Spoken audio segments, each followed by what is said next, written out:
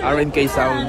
So, itong mission namin is since nung nangandidato pa si Tatay Digong 2016, ano na kami talaga, support na talaga kami. So, yung ginagawa namin to is para lang kay Tatay Digong. So, walang bahid na pera o what else ang sa amin kasi sama-sama tayong Pilipino na dapat ipaglaban natin ang karapatan ni Tatay Digong. Thank you. That's another way of coming here. So I haven't slept last night, and believe it or not, I'm going back to London tonight by coach. So it's probably about 36 hours without sleep. Why am I doing this? Because I agree with Sir Aldo, Sir Alvin. This space must always have people here. We really can't leave this space empty. So if you have any time over the next few weeks, over the next few months, even if you just come here, visit Amsterdam, to immigration, they asked me what was the purpose of my visit. And I said, I've got a picnic at The Hague. And then she kind of smiled and saw my Filipino jacket. And that's the thing, you know, the authorities have also been really accommodating. You know, they allow us that freedom of speech. And we have this, obviously Aldo's arranged for this permit here. As I said, you know, it's, although we physically can't go in the prison, I'm sure it's a very lonely place for the former president to be there. From what I understand, he has quite a small cell, although he has his ensuite bath facilities. It's a really small area. And I believe in my heart, having met him, if there was nobody here, it wouldn't send out a good message. But by having you here, although you're not in the prison, it's a massive effort by you guys. And I know that it really makes a difference. You know, it speaks volumes to the authorities, to the prison authorities, to the police, to the government, and even to the ICC. You know, tourism must have increased to Amsterdam. There must be more Filipinos here than there have ever been.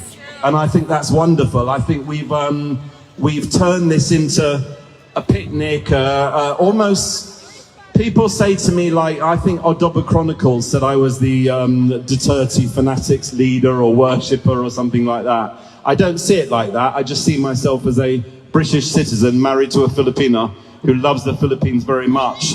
And having met, and amazing you guys at OFWs, nurses, whatever jobs you do, you know, Filipinos make a massive contribution to the world stage. And as I said recently, I think the world will be a darker place without Filipinos. Anyway, really quickly, let me go ahead and just say what I'm going to say. It's a long time to September.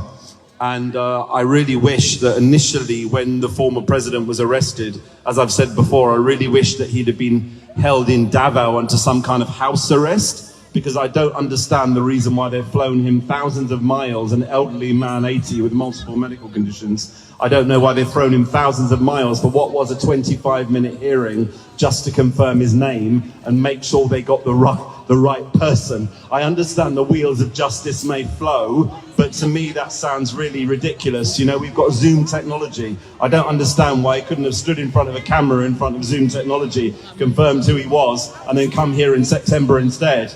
You know, I do worry that the longer he stays here, away from his family, away from his long loved ones, the more detrimental effect it's going to have on his mental health. And I know he gets thousands of cards and thousands of messages of support, but all I would say to everyone here is please don't give in.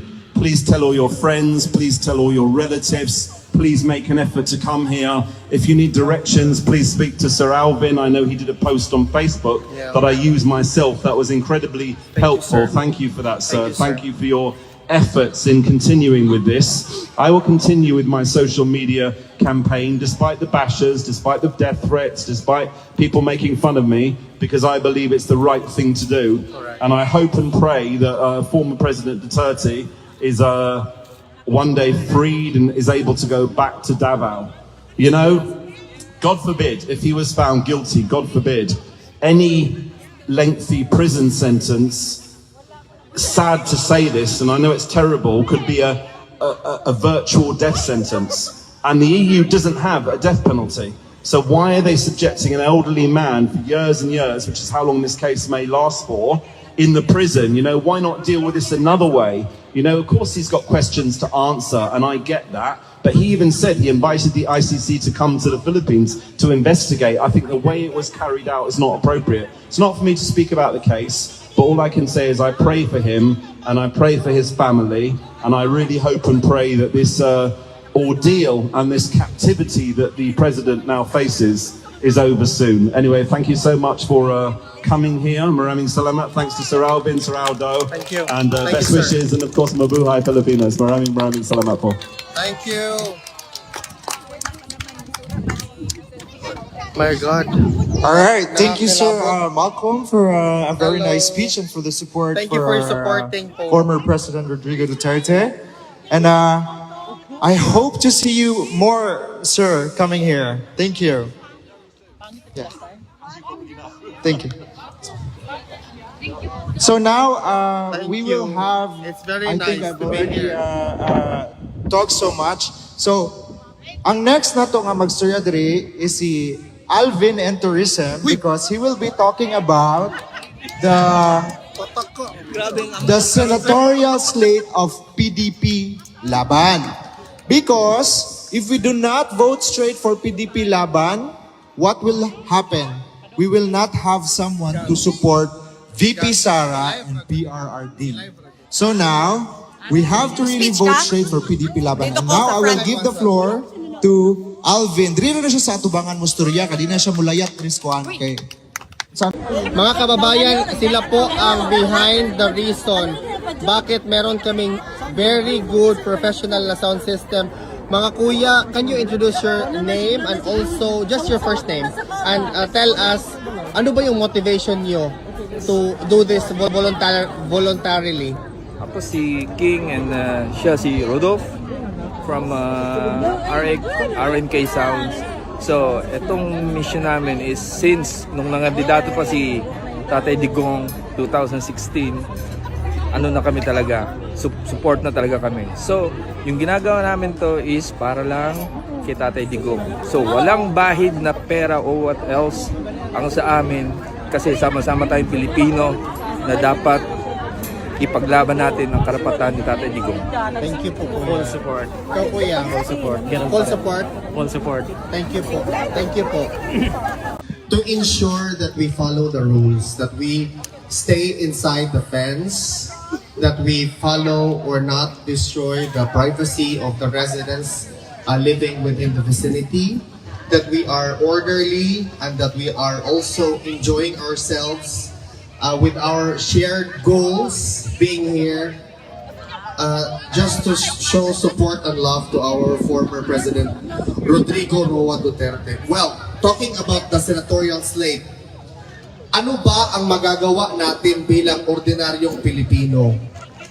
Hindi naman tayo mga lawyers, perhaps other people ay merong lawyer, they are lawyer or whatnot, but the legal aspect of the case ng ating former president will be handled already by the legal team. According to the lead counsel, Attorney Kaufman, they already formed the core team and that they will use appropriate legal strategies with their decisions, and let's not touch that. Bilang ordinaryong Pilipino, ang magagawa po natin ay ang bumoto. Meron po tayong napaka-importanting responsibility, power even, to vote the right people in the Senate, in Congress, even in the local authorities. Bakit po ba importante na bumoto tayo? Dahil kung hindi po tayo bumoto dahil natatakot tayo sa online voting, wala po talagang botong makakount. So whether we want to vote physically on location, if the only option is to vote online, please, I appeal to you, vote online. Alam na po ba natin kung sino ang dapat nating iboto? Iboto po natin ang PDP Laban, including the guest candidate, Attorney Vic Rodriguez, especially Senator Attorney Rodante Marcoleta, yung mga party list po na sinusuportahan natin in order to make sure that we have the numbers in our Congress. The PPP party list na sinusuportahan ng ating former President, Gabay party list na sinusuportahan, or the representative will be Attorney Harry Roque. Okay. So, I don't want to go to details because we have actually a program, a person in charge para talaga magsalita kung ano ba dapat ang gawin natin when it comes to voting. But please, welcome one of our guest, important person na will grace us with his presence, the one and only Winky, also known as Tito Nonoy. Thank you for coming and for giving us the opportunity to invite you. Ang hiling ko lang po na hindi po tayo tumambay sa may cycle path, sa walking path. Let's clear this area to make sure po na in the future events, magkakaroon pa rin po tayo ng permit. Magkaisa po tayo. This is a very nice crowd because we're very relaxed. Kung gusto nyo mag-picture kay Tito Nonoy mamaya, let's just calm down. Relax lang po tayo. Kasi yun talagang sabi ni Tatay Digong, relax lang kayo dahil may hangganan ang lahat. At saka nandito naman tayo, i-enjoy nyo ang araw kasi 6 months natin itong inantay. Kung makantay man tayo sa araw, hantayin din natin ang araw na si Tatay Digong ay lalabas na sa detention facility. And I hope that everyone, including myself, will be there to welcome him sa outside world. Parang PBB lang.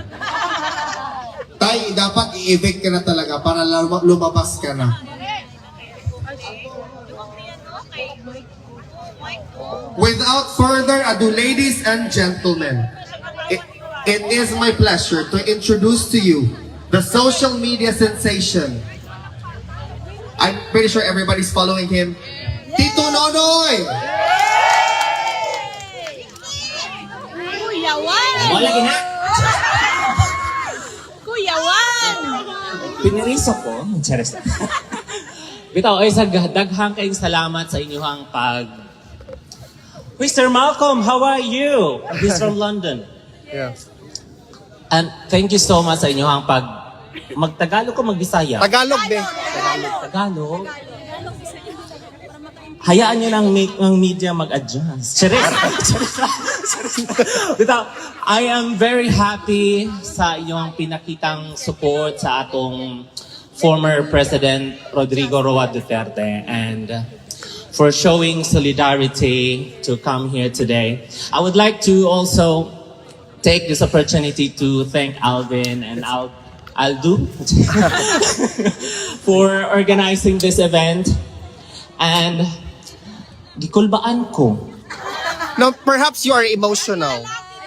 Or maybe na-emotional ako. Diyos sila! Bitaw, oy. Kanang, ang ako magandang plano dere, ang tumong ginakunta is to just visit the place, you know, kung asa Tatay Digong karon. But Sir Alvin messaged me, pagilang sa! But Sir Alvin messaged me nga kung pwede ba daw nga kanang mag-participate lang ako sa event, and I said wholeheartedly, yes. This is for Tatay Digong. And I always supported Tatay Digong way back before pa ako nag-social media. Nano ko social media before, during his campaign katong pagka-president, o niya, gimas report akong Facebook page, nawala. And I decided to say, okay, dili sa ako mag-politics kayo, but this time, I'm going to show my support. Dili kay ko magbardagulan because na naman si Maharlika. Charis. But, yes, thank you kaayo sa inyong tanan. Taga-asa mo? Diyan sa tamo, ka naglupa? Butuan? Germany! Ah! London! The Netherlands! Lupig ta sa the Netherlands ay.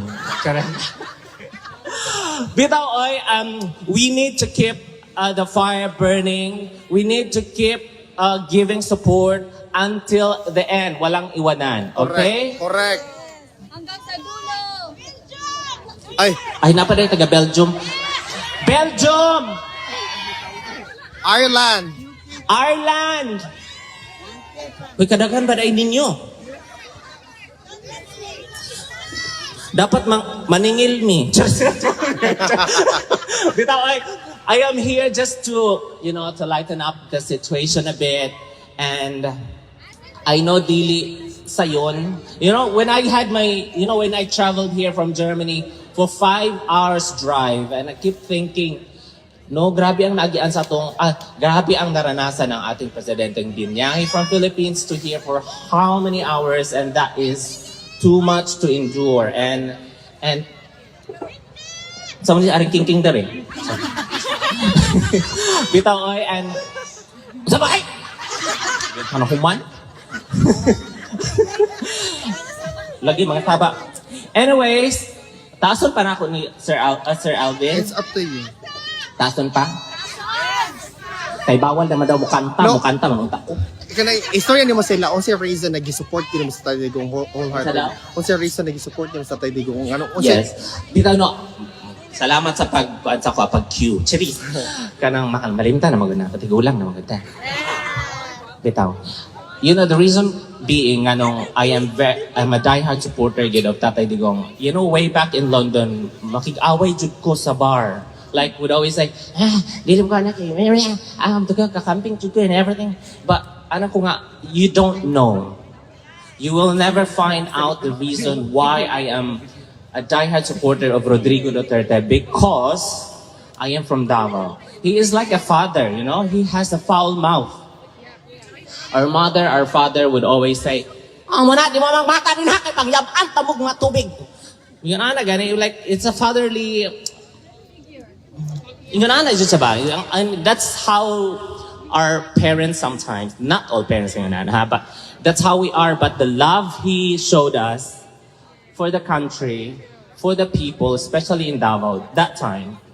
And I told myself, this person is worth of my respect and my support. And pag-amen po. Tama. Amen! And that's the reason why until now, I am a diehard supporter of the Dutertes. Their legacy sa Davao and the legacy sa Philippines. Dili man nato ikalimod kung unsay nahimo ni Duterte sa atong country, di ba? Correct. O 10 years passport. 10 years nga driver's license. Correct. 10 years nga wala interest sa imong loan. Charis! Joke na ba ako? As in? Tuupod ko. Bitaw oy. And this is a very unfortunate event for the country. And for President Duterte. But we are here. This is our time to give back, to pay back for all his sacrifice sa atong country. And for doing so much, for doing his job, and mo ni nahitabo karon. Ikaw na po? Ha? Unsa daw? Ganahan daw sila makita nila si Winky. Si Winky kay naman sa maleta day. Ha? Taga-asa ka day? Minyo kag-afam. Ha? Asa man? Ano wala man? Expired na kay 10 years ago ang contract. 10 years ra? Oh, deserve. Ha? Charot. Charot na. Bitaw, oy! Bitaw kita, ako ay mga OFW. Kabaliw jud ko kung unsang nahimon ni Duterte para sa ato mga OFW, correct? We are one of the biggest factors of the economy sa atong country, correct? Correct. The money we sent back to the Philippines is around $34 billion a year. Tama ba ko? Billions or Correct. millions? Billion. Billions. And yet, kung magka-problema ta, dili man ta mga gobyerno kaayo. Correct. Kung magka-problema ta, moingon man ta, Ginoo! Diyan sige! Ana naman ta, di ba? But we are probably the most neglected sector of our community. But Duterte, he showed love and he showed that he protected us. You know, na nahitabo sa Kuwait, you know, nahitabo sa Middle East and everything like that. And that alone, nakaingon jud ko nga, tama gid ay nga akong pagsuporta sa akong presidente. Correct, madam? Correct. Oh, kamo na dire. Bitaw oy. Dili na bawal na daw magkanta. Okay. Nagreklamo naman na si Ante din ako. Oh, lagi. Muna, daghan kay salamat Sir Alvin. My honor. Sir Aldo, daghan kay salamat. O daghan kay salamat sa inyong pagtambong diri ununta kanang ipadayon pa nato ang atong pagsuporta. There are so many ways how to support a president, on how to support a former president and VP Sara. You need to vote PDP straight yun. Laban. Wala nang bawian, okay? We need to show that support, the solidarity, and kainit balay diri. Nag-leather letter. Bitaw, there are many ways how to support. Just use your social media. Social media, we are in a digital world now. We can change the world through digital ways of, you know, participating social issues. So, thank you very much. Use your social media. Use your platform. Kung saan man yung platform, kung saan ba na, basta laban lang. And don't forget to pray. And to pray for our former President Rodrigo Duterte. And I think that would be all. Thank you very much. Thank you. Palakpakan niyo po ang iyong mga sarili for coming today.